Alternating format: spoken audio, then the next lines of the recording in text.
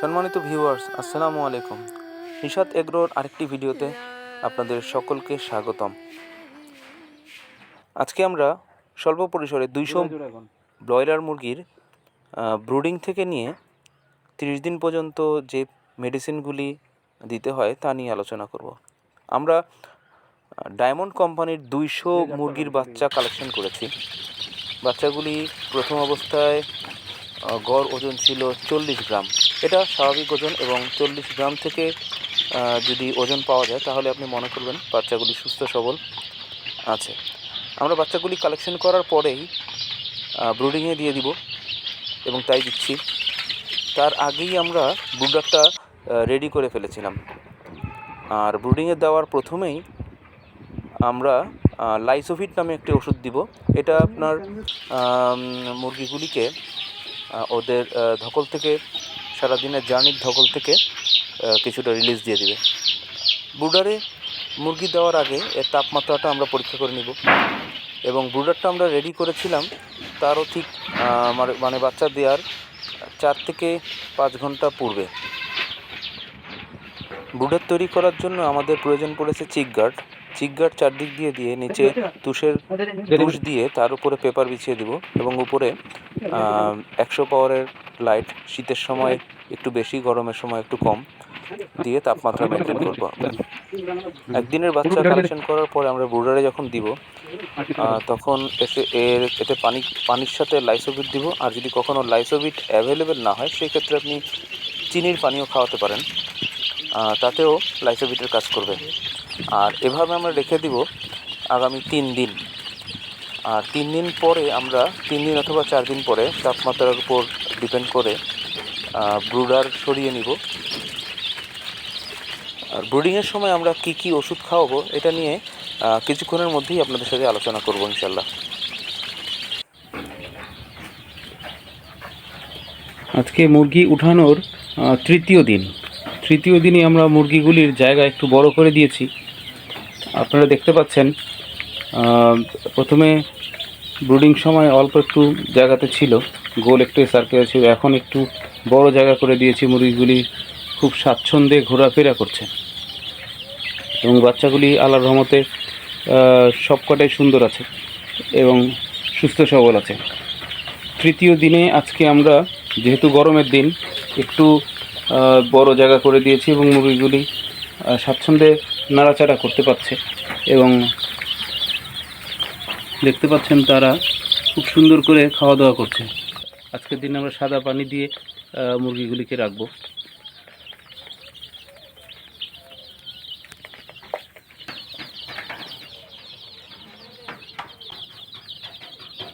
সুস্থ সবল বাচ্চাগুলি খুব ছুটাছুটি করছে।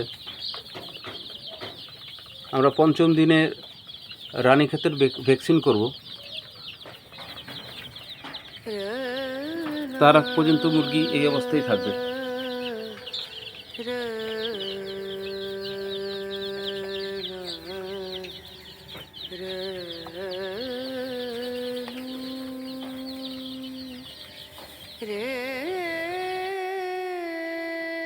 সম্মানিত দর্শক মণ্ডলী, আজকে আমাদের 200 ব্রয়লার বাচ্চার প্রথম দিন থেকে 30 দিন পর্যন্ত যে মেডিসিনগুলি প্রয়োজন হয় সেগুলি সম্বন্ধে আপনাদের একটি ধারণা দিব।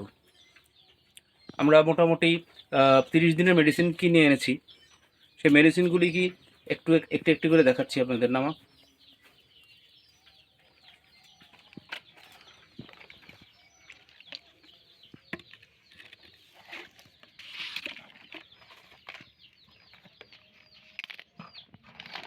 এর মধ্যে কিছু মেডিসিন আমরা অলরেডি খাওয়ানো শুরু করেছি।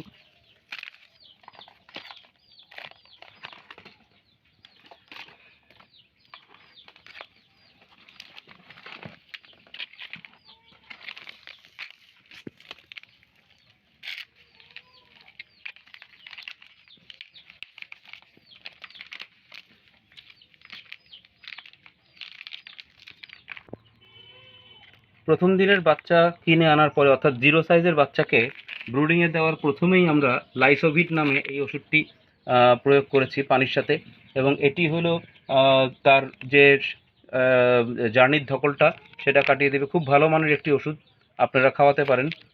প্রথম দিন এবং দ্বিতীয় দিনও লাইসোভিট পানির সাথে মিশিয়ে খাওয়ালে ব্রুডিংয়ের বাচ্চাগুলির খুব ভালো অবস্থা থাকে। এটার সাথে আমরা দিব নাভি শুকানোর জন্য যে মেডিসিন, সেটা হলো রেনামক্স, অ্যামক্সিসিলিন ভেট।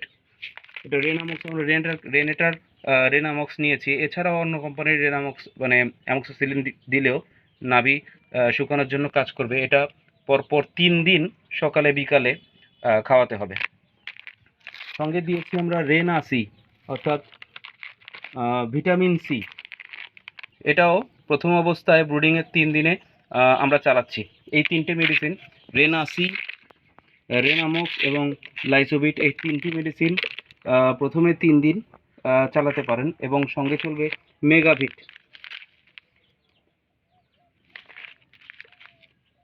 এই ওষুধ চারটি আপনার প্রথম 3 দিন, লাইসোভিট প্রথম দিন খাওয়ালেই হবে। তারপরে মেগাভিট, রেনামক্স আর রেনাসি, এই 3টা নাভি শুকানোর জন্য অ্যান্টিবায়োটিক, ভিটামিন সি এবং মেগাভিট, এই 3টি ওষুধ পরপর 3 দিন আমরা ব্রুডিংয়ের সময় খাওয়াবো। তৃতীয় চতুর্থ দিন আমরা সাদা পানি খাওয়াবো এবং পঞ্চম দিন আমরা রানীক্ষেত ভ্যাকসিন অর্থাৎ বিসিআরডিবির ভ্যাকসিনটি করব এবং সঙ্গে ওই লাইসোভিটটা দিতে পারি। সেই ক্ষেত্রে মুরগির যদি কোনো দুর্বলতা থাকে সেটা কেটে যাবে। এটা হলো পঞ্চম দিন। এবং ষষ্ঠ সপ্তম দিনে আমরা অনেক সময় মুরগিতে পা চিকন এবং পা দাঁড়াতে পারে না, মানে সেটাকে বলে প্যারালাইসিস জনিত রোগ।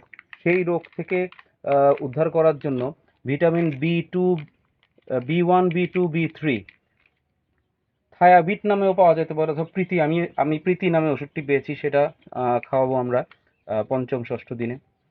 তারপরে আর এটার প্রয়োজন পড়বে না।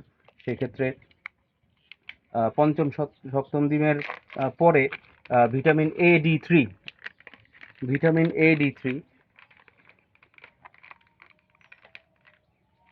এটা আপনি পঞ্চম, ষষ্ঠ, সপ্তম দিনে এবং পরবর্তীতে এবং 17-18 দিনে আবার 25-30 দিনে আবারও খাওয়াতে পারেন A, D3। এটা ভিটামিন, এটাতে কোনো সমস্যা নাই। আর যে কয়েকটি ওষুধ আমরা সংরক্ষণে রাখবো তার ভিতরে কক্সিকিউর, এটা হলো গিয়া আপনার আমাশয়, কখনো যদি মুরগিতে আমাশয় হয় সেই ক্ষেত্রে কক্সিকিউর ভেট, এই ওষুধটা খুব উপকারে আসবে। আপনারা এটা নির্দেশনাপত্র অনুযায়ী মুরগিকে খাওয়াবেন। তারপরে হলো ডক্সি ভেট, এটাও একটা অ্যান্টিবায়োটিক। যদি প্রয়োজন হয়, কখনো যদি মুরগিতে কোনো রোগ দেখা যায়, সেই ক্ষেত্রে খাওয়ানো যাবে, আদারওয়াইজ খাওয়ানোর প্রয়োজন নাই।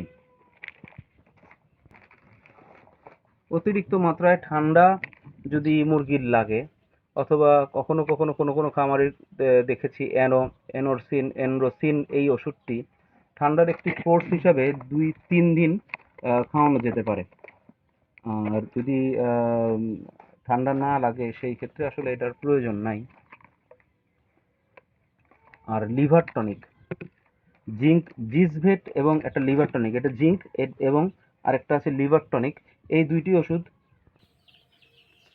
আমরা আমাদের মুরগিকে, ব্রয়লার নারিশের প্রথমে প্রি স্টার্টার দিয়ে শুরু করেছি। এটা আমরা 5-7 দিন খাওয়ানোর পরে খাওয়াবো স্টার্টারের পরে ব্রয়লার ব্রুয়ারটা খাওয়াবো। ততদিনে 30-35 দিনের মুরগির যদি ওজন চলে আসে, হয়তো বেচার সময় হয়ে যাবে। আর অনেক ক্ষেত্রে ফিনিশারের প্রয়োজন পড়তে পারে।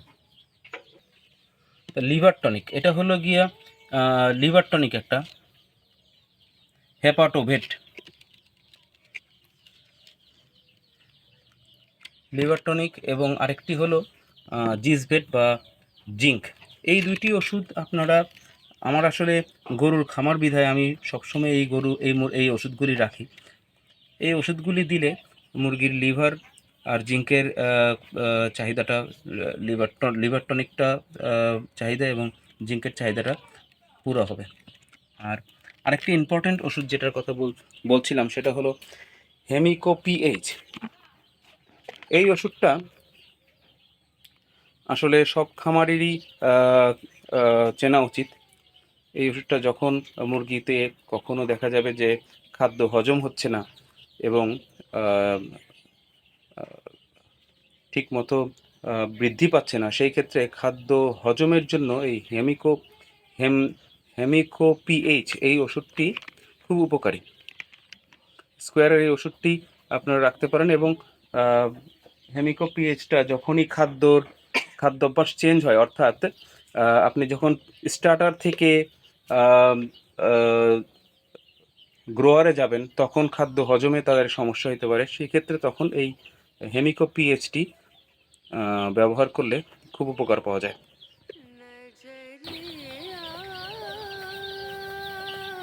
দর্শক মণ্ডলী, আজকে আমরা আলোচনা করলাম ব্রয়লার মুরগির ব্রুডিং সময়কাল এবং পরবর্তী 30 দিন পর্যন্ত আমরা কি কি মেডিসিন মুরগিকে খাওয়াতে পারি তা নিয়ে।